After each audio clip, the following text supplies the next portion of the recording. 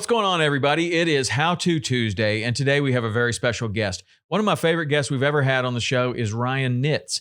Ryan catches giant snook, and when I first met him, he was catching them out of a canoe. It was really, really interesting for me. I had to see it for myself. I think it's one of the best shows we've ever filmed. We've got him on the show today to talk about exactly that, how to target snook, but also how to target the really big ones. And we're going to get to that right away, just after I thank today's sponsors. We have Empire Boat Covers, empirecovers.com/TRP. You can get 15% off your entire order and free shipping by using the code TRP. They have covers for everything you want there. It's fall. You better cover up your stuff.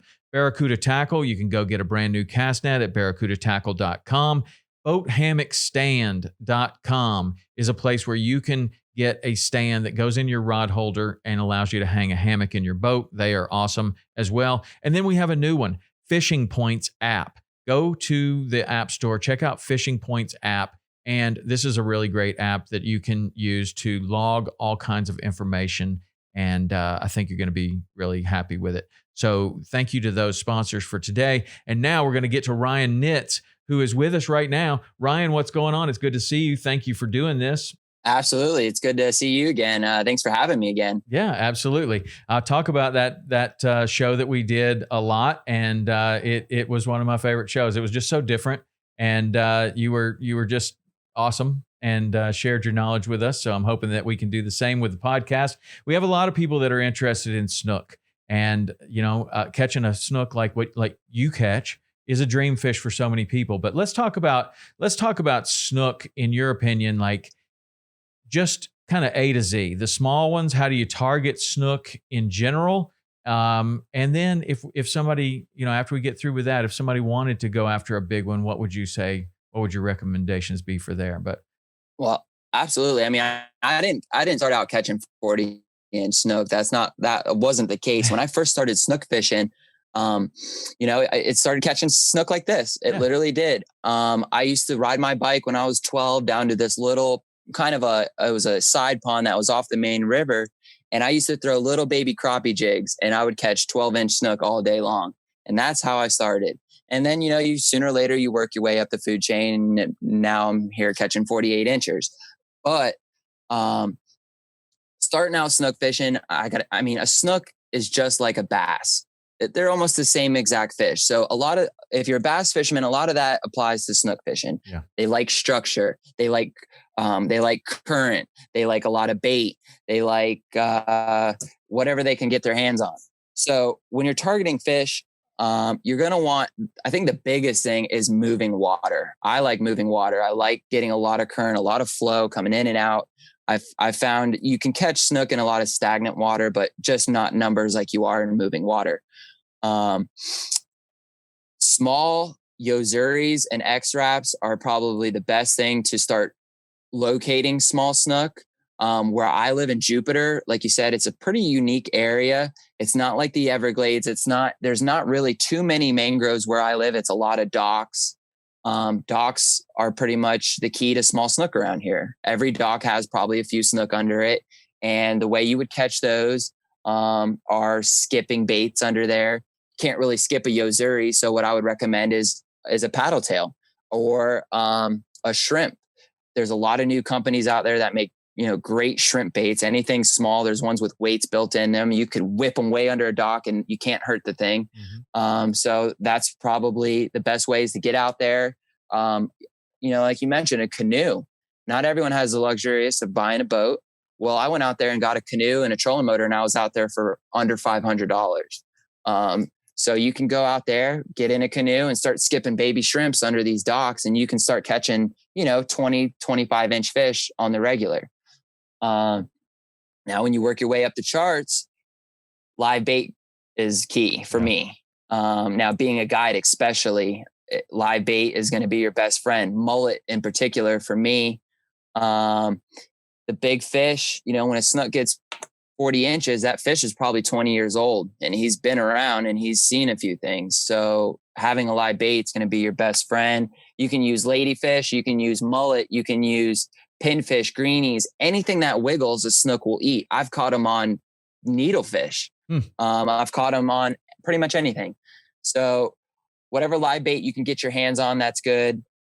When you're targeting big snook, leader is everything. Don't go targeting big snook on 30-pound leader. Don't do it. You're not going to catch them. 60-pound fluoro is what I use for the big fish.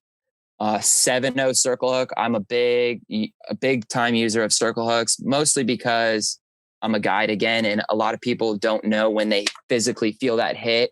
So if you're using a live mullet and you're not, you're not paying attention, and you have a big J hook and a snook eats it, and 30 seconds later you feel it, well, that J hook's going to be gone into that snook's throat. So big user of circle hooks. I like to hook mullet in the face because a lot of times I'm trolling them.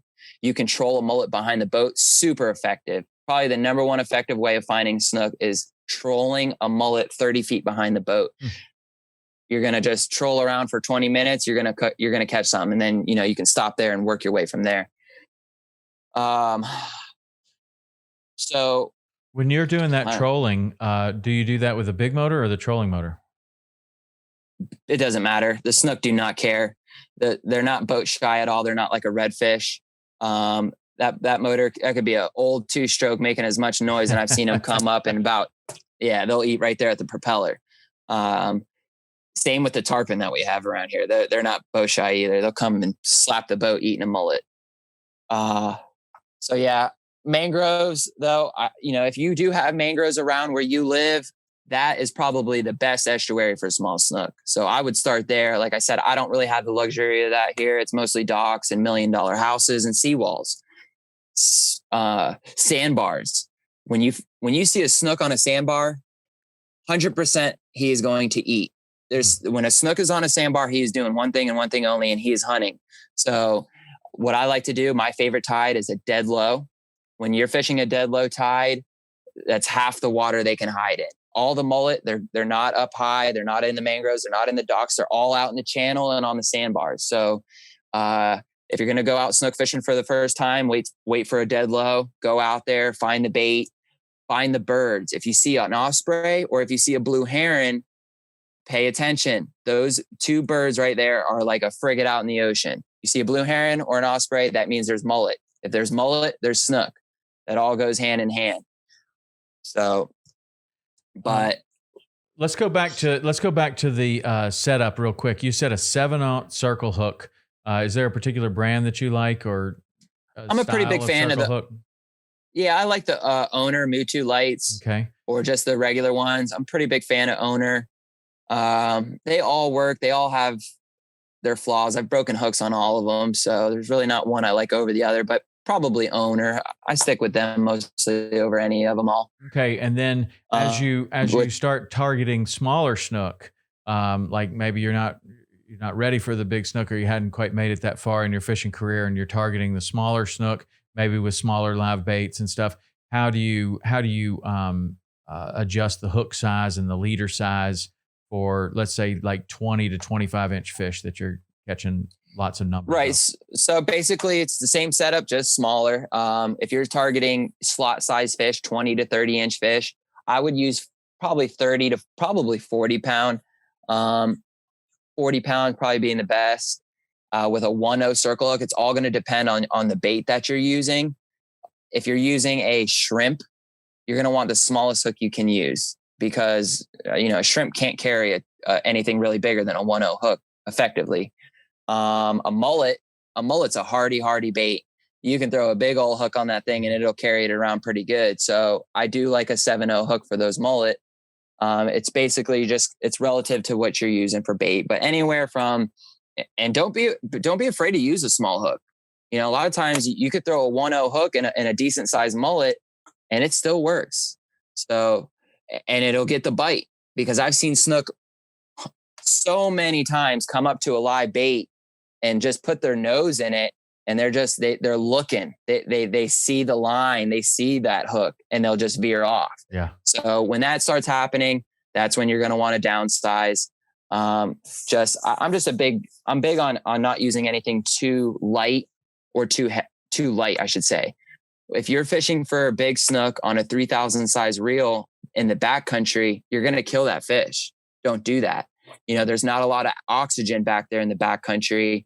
So I like to use a 6,000 size reel. So just to be clear, when you say that about a 3,000 size reel, why would you kill the fish? Just so people understand what you're talking about. When you got a small reel and you hook into a giant fish, it's going to take a lot longer to catch them. It's going to take 10 minutes. Well, during that 10-minute battle, that fish is building up a lot of acid and it's just beat. Well, when you put them back into those low oxygen backcountry areas and you don't give him a proper revival, he's going to die. Mm-hmm. So what I like to do is just beef up my gear a little bit.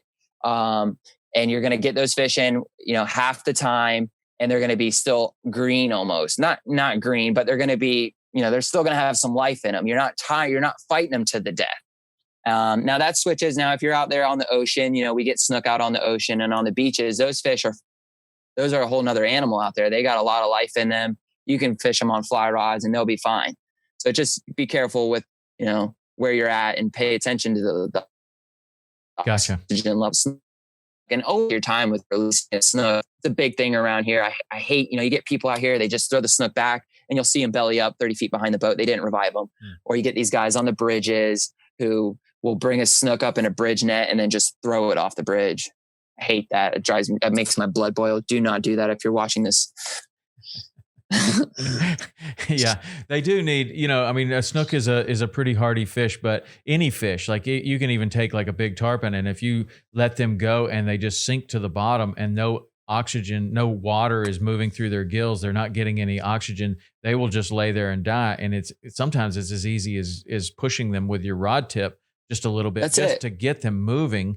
But that's good tips on reviving them. And snook are really an interesting fish that, the old trick of letting them hold on to your thumb until they're ready to go. And that's a really good trick. They will literally just bite down gently on your thumb until, I guess it depends on how big. Some of the ones that you have, I'm afraid to put my hand in their mouth. It's like an alligator, but they will still hold on to your hand or your thumb. And then when they get some strength and everything, they kind of go off on their own. And that's a good kind of, you can call it a rule of thumb, no pun intended, but that's a way that you can kind of gauge whether or not they're ready to swim off. Because if any fish just sinks to the bottom and does not get any air or oxygen going through their gills, it's not a very good release. So get them moving. Well, and another big thing is, especially in Jupiter the last few years, is the sharks. We have a lot of bull sharks.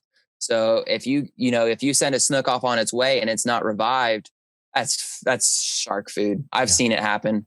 Snook just barely revived, just kind of sitting on top of the water. Them sharks are ready to go. And they even we have a lot of pups, 2 to 3 foot bull sharks. And what sucks is those sharks will kill a 45-inch snook, because what they'll do is they'll just come up and they'll nibble on its tail, and it'll kill the fish just because it just ate its tail, because it wasn't, didn't have the energy to really get away from that little shark. Right. So. All right. Great tips, man. I know that you're doing a lot of guiding these days. If somebody wanted to go and experience some of the snook fishing with you, how would they do it?